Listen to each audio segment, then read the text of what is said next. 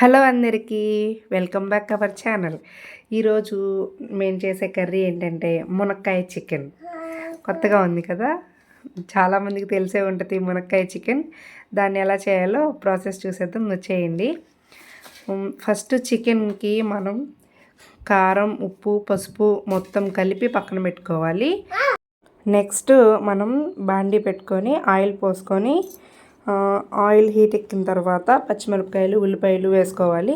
అవి కొంచెం మగ్గిన తర్వాత మునక్కాయలు ముందుగానే వేసుకొని కొంచెం సాల్ట్ వేసుకొని కరివేపాకు వేసుకొని కలుపుకుంటే సరిపోతుంది. ఆ మునక్కాయ పచ్చంతా కొంచెం పోయిన తర్వాత మనకు తెలుస్తుంది.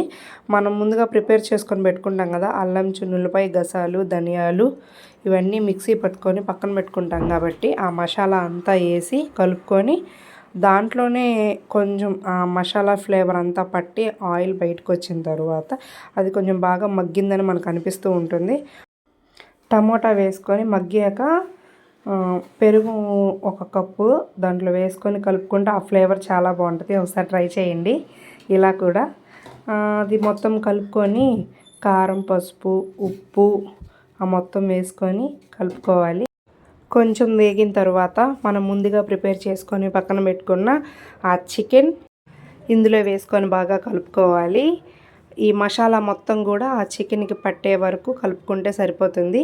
ఇంత ప్రాసెస్ చెప్తుంది కదా, నేనే చేశాను అనుకుంటున్నారా? లేదండి, మా అత్తయ్య చేశారు. మా అత్త చేసింది కాబట్టి నేను పక్క నుండి చూసి ప్రాసెస్ చెప్తున్నాను. ఇప్పటి వరకు మా ఛానల్ని ఎవరైతే సబ్స్క్రైబ్ చేసుకోలేదో ప్లీజ్ సబ్స్క్రైబ్ చేసుకోండి, లైక్ చేయండి, షేర్ చేయండి. ఏమైనా కానీ కామెంట్ చేయండి, నేను రెస్పాండ్ అవుతాను. చూస్తున్నారు కదా కర్రీ ఎంత బాగా కనపడుతుందో, చూస్తుంటేనే నోరు ఊరుతుంది. నాకైతే చాలా బాగా కుదిరింది.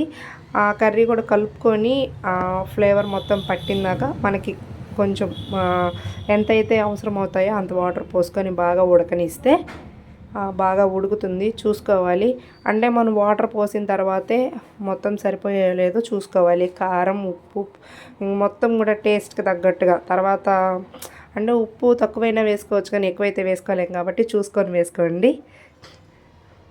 టేస్ట్ మా అత్త చూస్తుంది, చూసారా? అంటే అన్నీ కరెక్ట్గా సరిపోయినాయి.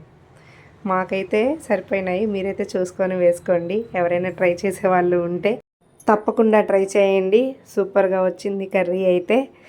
ఫైనల్గా కొత్తిమీర వేసుకొని దించుకుంటే రెడీ అయిపోతుంది. బాయ్.